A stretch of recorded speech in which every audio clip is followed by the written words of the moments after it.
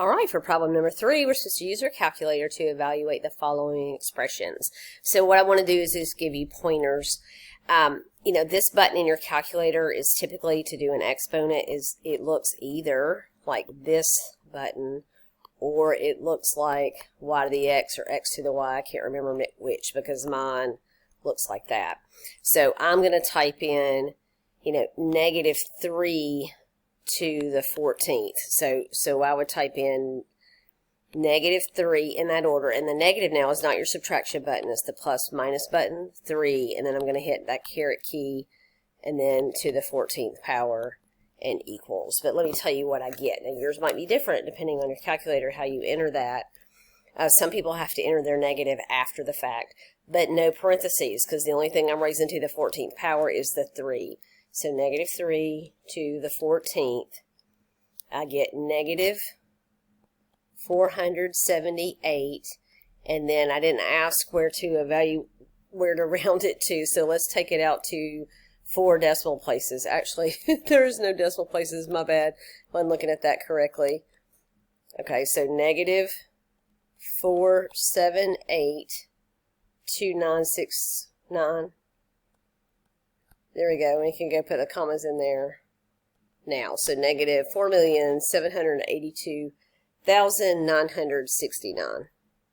Okay, now this one, parentheses required, because you're raising the -3 to the 14th power. So do parentheses -3 to the 14th, and I should get the same exact thing, right, but positive, 4782969.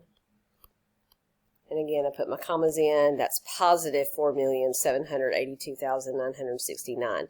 Now, when you do the e to the 5 minus 2 power, your e probably sits above your natural log. So you'll hit like a second button or a shift button, natural log, and hopefully this e will pop up. And then maybe even a parenthesis. So when you do that, you'll have to do 5 minus 2 and close out the parenthesis. Or you could do e to the 3rd. We know 5 minus 2 is 3. So second, and you should have an e pop up in your calculator, and then parentheses 5 minus 2, close out the parentheses, and I get 20.0855. Remember, I just picked around 4 decimal places. Okay, now this one's different. This is e to the 5th, right? And then you could even push enter after that, and then -2 is normal level. That -2 is not up as an exponent. So I'm going to do e to the 5th, so I have to hit, remember, the second and then the natural log button to get the e. Some calculators you have to hit your exponent first, the 5, and then the second natural log button. On mine I don't. So second natural log, which gives me the e, and I type in to the 5th, and then I have to make sure I come back down for the -2 or push enter and then -2. And when I do that, hold on just a minute, e to the 5th, close out the parenthesis, -2. So close out that parenthesis that pops up, and you get 146.4132 when I round to the 4th decimal place. Okay? Now to continue with the calculator problems, I've got natural log of 2 plus 3. Now we know that's natural log of 5, or if you type it in exactly in your calculator, make sure you have parentheses. So natural log, no second or anything involved, 2 plus 3, close out the parentheses, and get 1.6094. Whereas, look at the difference. This is natural log of 2. You need to close out that parenthesis that pops up and then add 3. So natural log of 2, close out the parenthesis, plus 3, and that gives me 3.6931. Okay, here, natural log, and again, parenthesis will pop up, close out that parenthesis after the 2, and then divided by natural log again. Parenthesis should pop up, close out the parenthesis after the 3. So natural log of 2, close out that parenthesis, divided by natural log of 3, close out that parenthesis, 0.6309. Okay, now this one's different. When I type this in, this is natural log of 2, close out that parenthesis again, very important, and then divide by 3. So that's natural log of 2, close out the parenthesis, divided by 3, gives me 0.2310. Whereas natural log 2 divided by 3, I leave the parentheses in. So I type in natural log, that parenthesis pops up for me, and then I do divided by 3 and then close out the parenthesis. So all these are subtle differences, but it's a completely different calculation. So negative 0.4055. And then the last one, log base 2 of 3. Now you know that most standard scientific calculators don't have a log base 2 button. There may be calculators out there that have a little box down here, and you can put your 2 in there. But I really still need you to know the change of base formula. If you have a base, what I'm talking about right down there in purple highlighted, you don't have a natural log, you don't have a log base 10, which is just the word log without a base, then change of base formula is the way to go. You can convert that to natural log of 3 divided by natural log of 2. Remember to memorize that, it's base on the bottom. So you take the natural log of your argument divided by the natural log of the base. And we've already done, nope, it's upside down. So we did that one on G, but we didn't. So you have natural log of 3, close out the parentheses, divided by natural log of 2. You can close out the parentheses and you get 1.58496. So that'd be 1.5850 if I round to 4 decimal places. Now these problems take a good bit of number crunching. You've got to use the formula for compounded annually, semi-annually, quarterly, monthly, and daily. Use the formula A, let me select a pen, A equals P times 1 plus R divided by N to the NT power. For the last one, continuously, it's A equals PE to the RT power. P is your principal, that's your $2,000 in this problem. R is your percent, but listen, you got to change that to a decimal. That's going to be 0.036 when you change it to a decimal. Your T is 15 years. Your N is based on this question. So when it says annually, N is 1. Semi-annually, N is 2. Quarterly, N is 4. Monthly, N is 12. This is the number of times per year. Daily is going to be 365. And continuously use the other formula. Now I'm going to do one of them in complete detail just to talk you through it and type it in the calculator. The rest of them I'm just going to write down and give you the answers for those. So for A, I'm going to do over here in complete detail.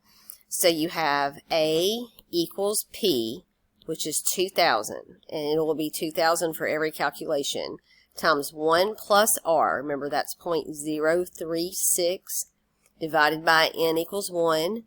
To the, up here's an exponent, 1 times 15 power. And when you type this in your calculator, let's put some extra parentheses around that fraction inside, and be sure to put those parentheses on top and right there. So lots of parentheses going on when you type this in your calculator. You could also do order of operations. So you could type it in just like that, including all those parentheses.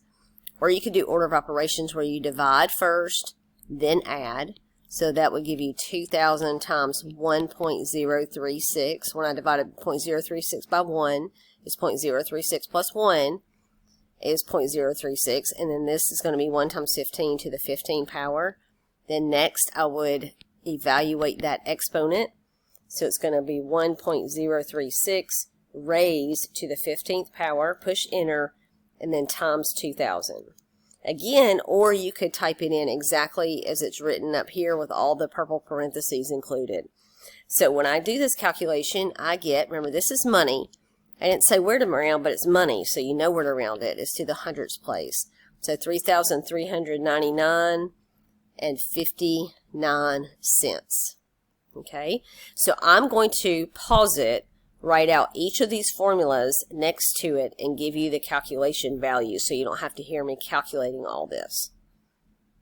Okay, now if you'll notice I did a lot of work while I was paused, but I wrote out the formulas. So for semi-annually, again, your principal, that's how much you invest or owe, is $2,000, times 1 plus 0.036 is your annual percentage rate, divided by the N value. you have to put, when you type this in your calculator, you need an extra set of parentheses in there with all of those, okay? Raised to the 2 times 15 or 30 power. Notice my original annually at $3,399.59. When I compound semi-annually, notice I get just a little bit more money. You know, you're talking about $16 more, $3,415.57. Quarterly should be slightly more than that, and notice it is. $3,423.73. Monthly, even slightly more than that, just $6 more, $3,429.24. And daily, just slightly more than monthly, $3,431.92. Now, what I haven't done yet is calculated for continuously. Continuously, you use the formula A equals PE to the RT power. So P is 2,000. E, remember there's a button in your calculator. It's called the natural base. R is still 0.036 times 15. So now notice our R moved up as an exponent. So when I type that in my calculator, I'm going to type in 2,000, push the times button. Now remember, to get E, you have to do second natural log, and then 0.0, somehow I got a negative. I don't want a negative. Let me start over. 2,000 times, and then second natural log, and I need 0.036 times 15, then close out your parentheses, and I get $3,432.01. Now compare that to your other answers. Don't just circle it and move on. Look, all these should be steadily increasing and not by a huge amount. So if you're getting 3,432, you know, or 3,000 something, if one of these shows up and it's $45,000, you know, you did something wrong. These should be close together as long as you're taking the same principle and the same percentage rate in the same years and just changing the number of times it's compounded. So it's good to do a problem like this because you can kind of check your answers as you go along. They should be close to the others. Now here's an interesting problem. We're comparing investments. So we have $14,000. That's our P value. Okay, and which investment yields the greater return over 10 years? Is it $7,000 compounded monthly or 6.85% compounded continuously? Now, when you do these problems, you may want to write out all your variables. A, that's what we're looking for, right? Which one has the higher value? Our principal is $14,000. Our R is going to be 0.0685, or if you like the zero in front, 0.0685. Remember, 2 places to the left when you change a percent to a decimal. Your N depends on which situation you're doing it. One of them says compounded monthly. Oh, and the rates are different too. Let me erase. I'm not thinking this through. One of our rates is 0.0685, and that one is continuously, okay, and the other rate, I'm going to put it over here, 0.07, but that's monthly. So monthly, we know N is equal to 12. Continuously, you use a different formula. And you might be thinking, oh, we have P, and actually you don't have to have a P to do this problem. You could make up your own P value because you're trying to figure out which is the better investment. That would be true. The better investment would be true if you invested $1 or $1 million or $100. You can use whatever P you would like to use. So if you're not given a P, that's okay. You can still decide the better investment. But I gave you a P value, which makes it a little easier to think about, but not any harder or easier work. So you got $14,000. Continuously means E to the RT, right? So 0.0685 times time. And before I close out my parenthesis, let's do times time. Now it says 10 years. Okay, so I type that in, 14,000, and then the multiplication sign. I have to hit second natural log to get my E button. 0.0685. Don't close out your E parentheses times 10, then close out the parentheses, and I get $2,777. Oh no. 2 and then 81 cents. So actually $27,772.81. So that's the continuously calculation. Now let's calculate the monthly. So that's a different formula. A equals P, which is 14,000, times 1 plus R, so 0.07 divided by 12, because it said monthly, and it's 12 times the time is 10 years. So if you type this in directly, just as it is, make sure you put parentheses around that division. So I have 14,000 times parentheses 1 plus another set of parentheses 0.07 divided by 12. Close out both sets of parentheses, raised to the 12 times 10, which of course is 120, and I get 28,135.26. Now, these calculations, since you're comparing two investments that are very close to the same, you're talking about 7% versus 6.85%, these answers should be close together too. Y'all, if you get an answer that's way far off, that means you probably did one of the calculations incorrectly. So don't stop here. You got to tell me which is the better investment. And the one with the higher amount, which is the 7% monthly, would be the better investment because you have more money. All right, problem 6, write each equation in its equivalent exponential form. So remember, this is logarithmic form that we're looking at.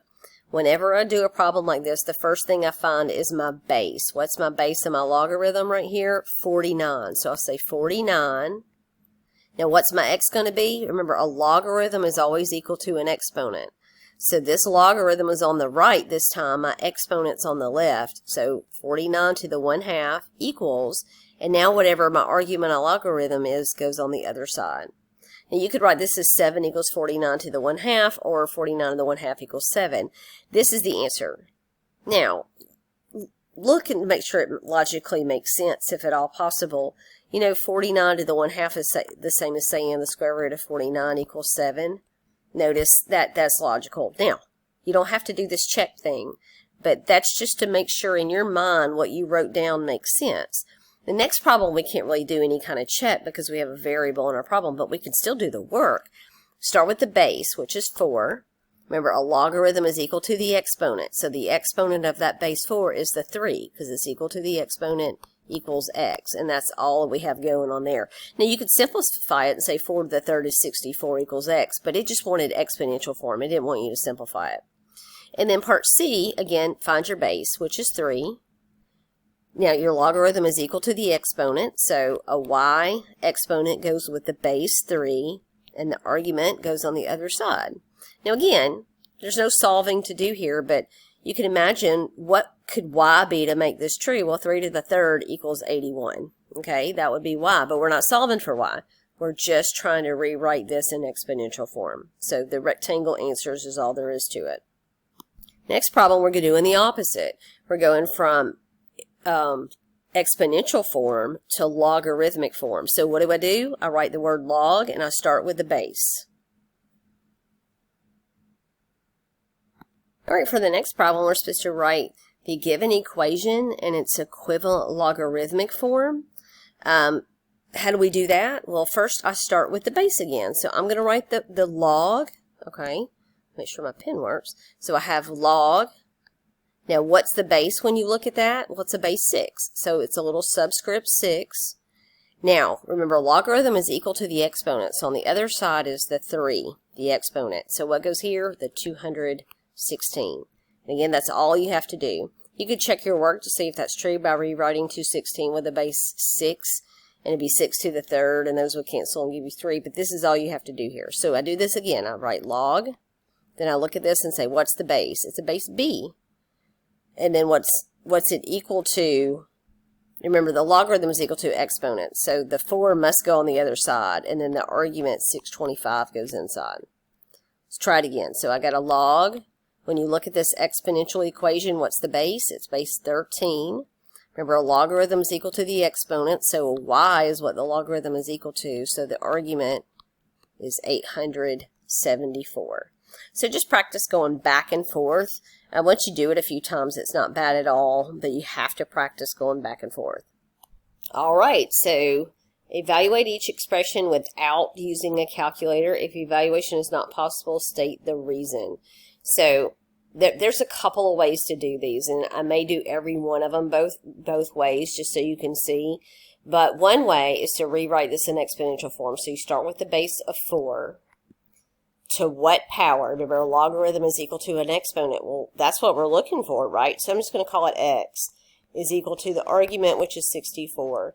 Now, if you can write these two with a common base, which 4 works, because 64 can be written as 4 to the third, right? 4 times 4 is 16 times another 4. Yep, 4 to the third, which means x is 3. Now, there is no x in my original problem. That just means the answer is 3. Now, a second way to do that, let me show you in green. I have log base 4. Now, instead of writing 64, again, if I can write 64 with a base 4, I could do it right here. That'd be 4 to the third. Now, what happens, remember, when the base and the argument match, it cancels to give you the exponent of 3. Did you hear my cat just try to attack my dog? She's so mean. All right, for the next problem, again, you start with the base, so you have 5 to what power, that's what we don't know, is equal to 1 over 25. Now, you'll notice 5 and 25 can be written as a common base. So I'm going to write 25 as 5 to the second. Notice it's still in the denominator, but I need it in the numerator. So whenever you switch sides with a base and an exponent, it changes the sign of the exponent. So the 1 is really still there times 5 to the negative 2 when I pull that to the top. Now 1 times anything is just that thing. So 5 to the negative x is equal to 5 to the negative 2 power. And then that means, you know, since they have a common base, then you say x is negative 2, which means the answer to this is negative 2. Now again, a second way to look at this is just with plain old logarithmic form. I can write 1 over 25 as 1 over 5 squared. Same process, I need to take the 5 squared to the numerator. That makes it 5 to the negative 2. And the log base 5 and 5 cancel each other out to give you negative 2 as an answer. It's really the same idea. It's just how you solve it. But the work is pretty much the same. Now this next one, this one's a problem. Why? Because you can't evaluate the logarithm of a negative number. This cannot happen. You can't plug in 0, like log of any base of 0 is undefined, and log of any base, 3 included, of a negative number is also undefined. Okay, so this is undefined. It can't be done. Next problem. We've got log base 16 of 4. So again, I can start with my base of 16 to what power equals 4. I can write 16 and 4 with a common base. 16 is 4 to the second power. But that's still to the x is equal to 4. Now it appears that this 4 doesn't have an exponent, but if there's nothing there, it's really an implied 1. And I multiply these together, so I get 2x is equal to 1, or x is equal to 1/2. Now, this one, I don't have a fancy way of handling this one because you can rewrite the argument, but I can't easily rewrite 4 as 16 to some power. Turns out it's 16 to the 1/2. So this one needs this method to solve. The other way of solving it is just really too complex to think about. It's not practical, let me say it that way. It's not so hard you can't do it, it's just not practical. Look, log base 17 of 17, we know those are 1. If you wanted to rewrite it, though, it would be 17 to what power equals 17. Again, if there's no exponent there, it's an implied 1, and so that shows you that x is equal to 1 also. Next problem, we can do something similar. Look, log base 3 and 3 cancel each other out to give you 8. As an exponent, but now it's not an exponent anymore. The answer is just the number 8. Next problem, very similar to the last one. The natural log and the e cancel each other out to give you 5. Next problem, log base 3 of 1 over the square root of 3. Now this is one we could do both ways. So first let's start with rewriting it in exponential form. So 3 to what power equals 1 over the square root of 3. Well, 3 I can write as 3 to the 1/2. Then I could take all of this to the numerator. So 3 to what? Call it x over there is 3 to the negative 1/2, which means when those are equal, my answer is negative 1/2. Another way to think about this and keep it in logarithmic form, you could say this is 1 over 3 to the 1/2, and then take that to the top. So you have log base 3 of 3 to the negative 1/2, and by that inverse property, you see the answer is negative 1/2. Next question, you have natural log of 1 over e to the second power. Hey, let's take this e to the second power up to the top. That'd be natural log of e to the negative 2. Natural log and e cancel to give me an answer of negative 2. You could also rewrite this in exponential form. Now, to do that, think about natural log as log base e of 1 over e squared, right? And then you would say this base, e to what power equals 1 over e squared. I've got to take my e squared to the numerator. E to the x is equal to e to the negative 2. And there you see x is negative 2. But I think it's easier to recognize natural log and e cancel. You just have to have the e at the top before you can cancel. All right, next problem. Now this is a log base what? Well, how about log base 10, right? If you need to put the 10 there, do.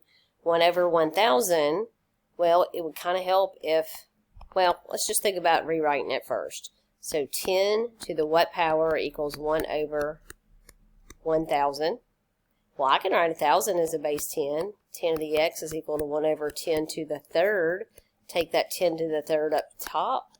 10 to the x is equal to 10 to the negative 3. That means x is negative 3, which means the answer to this problem is negative 3. Now, if you want to think about this in logarithmic form, it's log base 10 of 1 over 10 to the third. Take that to the top. Log base 10 of 10 to the negative 3, and we know log base 10 and 10 cancel to give you negative 3. Next problem, now this one's a fun one. Look, let's evaluate the inside first. You got log base 3, log base 3. Now, log base 8 of 8, remember those cancel out, and that just gives you 1. And log base 3 of 1 is 0, right? Because the log of any logarithm of 1 is equal to 0. Now, for the next problem, I ask you to graph f of x is equal to 3 to the x, which we've actually already done that in this review. So I can plug in negative 2, negative 1, 0, 1, 2. So 3 to the negative 2 would be 1 over 3 squared, which is 1/9. 3 to the negative 1 would be 1 over 3. 3 to the 0, we all know that's 1. 3 to the first is 3, and 3 to the second is 9. Now, I went through that quickly because we've already done this previously on this review. So if you need a better explanation of that, go a few problems back where we graphed y equals 3 to the x. Now let's plot those points. I'm going to do that in blue. So negative 2, 1/9, really tiny. Negative 1, 1/3, which is slightly higher. 0, 1, 1, 3, and 2, 9. And that's a classic exponential graph shape. Okay. Now, to graph this one, we've got a couple of options. First of all, I know I can't plug in any negative numbers because it's a logarithm. I can't plug in 0 either. So I could pick, they don't start with 1 because you're going to miss part of your graph. So you could plug in 0.1, 0.5, and then maybe 1, 2, and 3. But now most people's calculators don't do log base 3. So if to evaluate log base 3 of 0.1, remember I'd have to do natural log of 0.1 divided by natural log of 3. Use the change of base formula all the way down, except on this one, log base 3 of 3, we already know that's 1, and log base 3 of 0, we already know that's, of 1 is 0. We know those without using a calculator. The others use the change of base formula. But honestly, what I had in mind is for you to switch all the x and y values. So I'm going to graph this one in red by just switching all these. So negative 2, 1/9 is now 1/9 negative 2. And negative 1 1/3 is now 1/3 negative 1. 0 1 is 1 0. 1 3 is 3 1. And 2 9 is 9 2. I'm just going to plot those points. So 1/9 is my x value. Negative 2 is my y value. Really close to the x-axis. 1/3, a little further over, negative 1. And then I've got 1 0, 3 1. And 9, here's 9 right here, and then 2. And when I connect those dots, this is the graph I get, okay? And it is a reflection, should be, because they're inverses of each other, through the line y equals x, the green line I have dashed there. Now what I didn't ask, and I should have asked, is domain, range, all of that stuff. So for log base 3 of x, let's talk about the domain.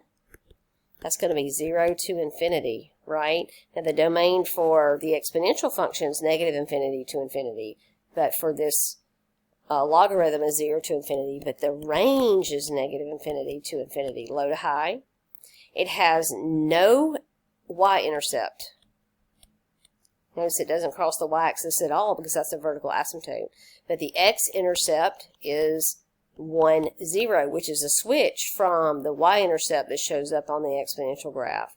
And it has no horizontal asymptote, which is the opposite of what exponential functions have. They have y equals 0 as a horizontal, but it does have a vertical asymptote of x equals 0, and all that is for the red graph. We've already answered the questions about the blue graph. I'm going to wrap up the video here and start another video for problem number 10.